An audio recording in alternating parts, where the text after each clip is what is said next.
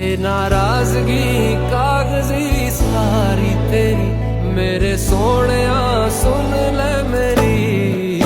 ਦਿਲ ਦੀਆਂ ਗੱਲਾਂ, ਕਰਾਂਗੇ ਨਾਲ ਨਾਲ ਬਹਿ